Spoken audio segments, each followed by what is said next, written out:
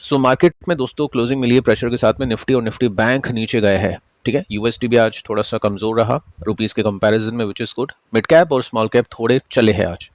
Companies हम देखें तो हाफ कंपनीज प्लस में है, हाफ कंपनीज माइनस में है।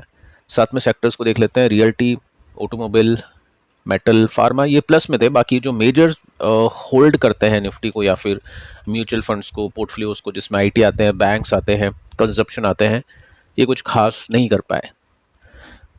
कल हमने डिस्कस किया था सीजीबी प्रोटेस्ट को और उसके बेसिस पे हमने देखा कि गिफ्ट निफ्टी ने एक इंडिकेशन दिया था कि मार्केट आज प्रेशर में रह सकता है। जैसे ही प्रोटेस्ट बढ़ा, गिफ्ट निफ्टी एकदम से नीचे गिरता है। तो उसी की सिचुएशन आपके सामने है। गिफ्ट निफ्टी डाउन कर गया था 0.65% के साथ में कल के दिन, और एशियन मार्केट को देखे तो देखो आप प्लस में ओपन हुए थे, बट निफ्टी ने आज क्लोजिंग दी है नीचे जाके। और इम्पैक्ट आपको बताइए प्रोटेस्ट का कैसे होता है, वो एक बार हम और थोड़ा सा डिटेल में चेक कर लेते हैं। डे 2 है। अभी आप देख सकते हैं यहाँ पे राहुल गांधी आपको देखने को मिलेंगे, इनको डिटेन किया है। साथ में हम चेक कर लेते हैं और भी क्या क्या कुछ अपडेट्स हैं। हुआ क्या है कि कुछ बड़े बड़े नेताओं को डिटेन कर लिया और साथ में डे 2 है। हज़ारों जो लोग हैं वो रीग्रुप कर गए जंतर मंतर पे। ठीक है, आज के दिन भी वही कल वाला सीन अभी चल रहा है। साथ में आप देख सकते हैं कि यहाँ पे जो दीपके हैं, इन्होंने बात की है जेपी नड्डा से, और साथ में और भी काफ़ी सारे जो रिप्रेजेंटेटिव होते हैं सरकार के, जो मैं आपको कल बता चुका था। ठीक है, तो उसके बेसिस पे कोई आउटकम नहीं निकला। सरकार ने हमारा टाइम वेस्ट किया, ऐसा दीपके का कहना है। साथ में आप ये देख सकते हैं कि जो दिल्ली हाई कोर्ट है वो अलाउ कर चुकी है सोनम वांगचुक को शिफ्ट करने के लिए मेदांता हॉस्पिटल में, यानी एक प्राइवेट हॉस्पिटल में हम बोल सकते हैं। ठीक है, तो ये प्रोटेस्ट की अभी के समय अपडेट है। अब बेसिकली होता क्या है, मार्केट इम्पैक्ट तो करेगा, जैसा कि आज आपने देखा गिफ्ट निफ्टी का रिएक्शन आपने देखा, तो उसके बेसिस पे आज मार्केट इम्पैक्ट हुआ। बट पॉइंट ये है कि क्या मार्केट को ज़्यादा इम्पैक्ट होगा या कम होगा, और लॉजिक क्या है इसके पीछे का। तो शॉर्ट टर्म में जो सेंटिमेंट्स होते हैं वो इन्वेस्टर्स को थोड़ा सा कॉशियस कर लेते हैं। एफआईज की बात कर रहा हूँ। टेम्परेरी सेलिंग प्रेशर आता है, जो कि अभी आप आज देख चुके हैं, क्योंकि पॉलिटिकल अगर अनसर्टेनिटी बढ़ेगी, वो इंक्रीज करेगी, तो फिर मार्केट के अंदर आपको पता ही है एफआईज पैसे निकालते हैं। साथ में कौन कौन से सेक्टर्स है जिनके ऊपर इम्पैक्ट आता है, बैंकिंग, फाइनेंशियल्स, जो आज आपने देखा निफ्टी बैंक को गिरता हुआ, consumer companies, travel companies, hospitality, transport, क्योंकि डिस्ट्रप्शन हो जाता है। ठीक है, अब आगे चलते हैं। लिमिटेड इम्पैक्ट होगा इस प्रोटेस्ट का अगर ये प्रोटेस्ट सिर्फ दिल्ली तक ही रहती है और सरकार बातचीत करती है। लेकिन अगर ये प्रोटेस्ट बाहर निकल जाती है, नेशन वाइड हो जाती है, पूरे देश में हो जाती है, अलग अलग सिटीज़ में, स्टेट्स में, और लंबे समय तक डिस्ट्रप्शन चलता है, तो फिर डेफिनेटली यहाँ पे करेक्शन लंबा हो सकता है। तो जितनी भी प्रोटेस्ट हुई है उसका सिर्फ हम बोल सकते हैं सिर्फ माइनर इम्पैक्ट अभी तक देखने को मिला है, कोई मेजर इम्पैक्ट स्टॉक मार्केट में देखने को नहीं मिला है। तो ये चीज़ हम थोड़ा सा मान के चलते हैं कि हो सकता है मेजर इम्पैक्ट ना हो। बाकी आपको क्या लगता है कमेंट कर सकते हैं।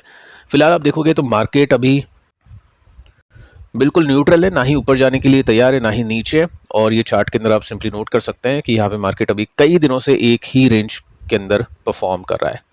लेट्स सी कि आगे क्या होता है। बाकी रेसिस्टेंस यहाँ पे है, सपोर्ट यहाँ पे है। जब तक कोई बड़ी खबर नहीं होगी, जब तक कुछ खास होगा नहीं। और मार्केट के अंदर अभी ऐसे तो पॉजिटिव है मार्केट, अगर नीचे आएगा तो पॉजिटिवली उसको देखना चाहिए। बाकी कोई अप ट्रेंड जाने का ट्रिगर अभी मार्केट के अंदर नहीं है। साथ में आगे चलते हैं, कल की कंपनीज को देख लेते हैं। अल्ट्राटेक ने आज भी अच्छा परफॉर्म किया, कल ओपन मार्केट में इसके रिजल्ट आए थे, नंबर्स अच्छे हैं। स्लो कंपनी है, पिछले 5 साल में 61% के रिटर्न्स मिले हैं। साथ में पेटीएम को देखते हैं, नंबर्स काफ़ी अच्छे लगे, लेकिन स्टॉक आज 4% नीचे आके बंद हुआ। वैल्यूएशन अब काफ़ी कंफर्टेबल हो चुकी है, 151। वैसे ये भी महंगी है, लेकिन पहले के कंपैरिजन में काफ़ी कंफर्टेबल है, क्योंकि बहुत अच्छे नंबर्स इसके आए हैं। एक्चुअली डेटा के बेसिस पर हम देखें तो नंबर्स अच्छे थे। ईपीएस बीटन बाय 18% और ये रेवेन्यू भी 3% के साथ में बीट कर गया है। डेटा हम देखें तो डेटा बताता है कि नंबर्स अच्छे हैं। आज रिएक्शन कुछ प्रॉफिट टेकिंग का देखने को मिला है, प्रॉफिट बुकिंग का देखने को मिला है, क्योंकि स्टॉक रेसिस्टेंस पे था। कल मैंने आपको यही कहा था कि ये जो रेसिस्टेंस है ये काफ़ी इंपॉर्टेंट है। अगर ये ब्रेकआउट करता है तो वेल एंड गुड, नहीं करता है तो फिर ब्रेकआउट का वेट करेगा इन्वेस्टर। अब ब्रेकआउट देखते हैं कुछ दिन बाद होता है नहीं होता है, क्योंकि कभी कभी नॉर्मली क्या होता है, रिजल्ट अच्छे भी आते हैं, एस्टिमेट बीट भी करती है, लेकिन फिर भी प्रॉफिट बुकिंग हो जाती है। ठीक है, तो उसके बेसिस पे इसको देखना होगा। आगे चलते हैं, कुछ कंपनीज हैं जिनके स्टॉक्स ने काफ़ी अच्छा परफॉर्म किया है, काफ़ी अच्छी बाइंग आई है, उनको चेक कर लेते हैं क्या कारण है उसके पीछे का, नंबर्स भी है, टेक्निकल्स भी, उसको देखते हैं। सो करूर वैश्य बैंक, इसमें 13% का जंप है, 13% का जंप है। अब देखो आईसीआईसी बैंक आपको बताइए सबसे सही बैंक हम बोल सकते हैं अर्निंग ग्रोथ के हिसाब से, टेक्निकल्स के हिसाब से, लेकिन अगर आपको मोमेंटम वाइज और भी बैंक को स्टडी करना है तो दो बैंक्स आपको दिखाई देंगे वैसे, जिसमें से पहला बैंक है करूर और सेकंड बैंक है फेडरल। तो ये दो बैंक्स के ऊपर आप चेक कर सकते हैं, टेक्निकल फंडामेंटल नंबर्स अच्छे आ रहे हैं। बाकी दोनों बैंक्स में क्या सीन है वो इसी बैंक से समझ लो। सो नंबर्स आए थे इसके ओपन मार्केट के अंदर 2 बजे के आसपास, और गाइडेंस वगैरह सब कुछ ठीक है, जितनी गाइडेंस दी थी उससे अच्छे एनआईएम कंपनी ने निकाल दिए। 3.8 समथिंग कुछ गाइडेंस थी, लेकिन 4.26% के NIM net interest margin company ने निकाल दिए। सो ये बहुत अच्छी बात है। साथ में देखो प्रॉब्लम क्या है कि मार्केट ने इसको आज अप्रिशिएट तो किया है, लेकिन कंपनी खुद कहती है, आप देखो यहाँ पे ऊपर मेंशन कर रखा है कि गाइडेंस ऐसी है कि मैनेजमेंट कॉस्ट, यहाँ पे कहते हैं कि आप Q1 की जो ग्रोथ है ना उसको कंसीडर मत करो एक इंडिकेटर के रूप में पूरे साल की ग्रोथ के लिए। यानी Q1 में जैसी हमने अच्छी ग्रोथ दी है, एनआईएम हमने अच्छे दे दिए हैं, तो उसका मतलब नहीं है कि पूरे साल हम वैसी ग्रोथ देने वाले हैं, ठीक है। साथ में आप देख सकते हैं एसेट क्वालिटी जो गाइडेंस है ये expected to be less than 1.5%, तो ये अच्छी बात है। बट ये जो आपने देखा यहाँ पे मैनेजमेंट की जो कमेंट्री, ये थोड़ी सी कम पॉजिटिव देखने को मिलती है जितना स्टॉक आज ऊपर गया है। बाकी देखते हैं क्या होता है। अच्छे वॉल्यूम तो आज इसमें दिखाई दिए हैं, सिंपली यहाँ पे आप नोट कर सकते हैं एक रेसिस्टेंस पेंडिंग है, ब्रेकआउट करने से ब्रेकआउट हो गया तो फिर इसमें ब्रेकआउट के बेसिस पे देखेंगे ट्रेडर लोग। बाकी इन्वेस्टर की बात करें तो इन्वेस्टर ने आई डोंट थिंक इसमें ली होगी होल्डिंग, क्योंकि पास्ट का डेटा कुछ अच्छा नहीं था। 2007 का जो प्राइस था वो 2022 तक चला, आप देख लो कितने साल तक स्टॉक ने परफॉर्म नहीं करा। उसके बाद में 22-23 के बाद में अच्छी ग्रोथ इसमें आती है और मोमेंटम इसमें बनता है, तो इसको एक मोमेंटम स्टॉक की तरह कंसीडर करें तो बहुत अच्छी बात है। सेम सिचुएशन आपको फेड बैंक के अंदर भी देखने को मिल जाएगी।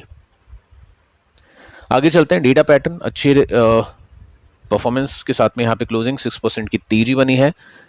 मार्केट बंद हो रहा था उस समय जंप आता है, क्योंकि एक न्यूज़ आती है इसमें कि कंपनी को ऑर्डर मिल चुका है 1300 करोड़ रुपीस का HAL की तरफ से।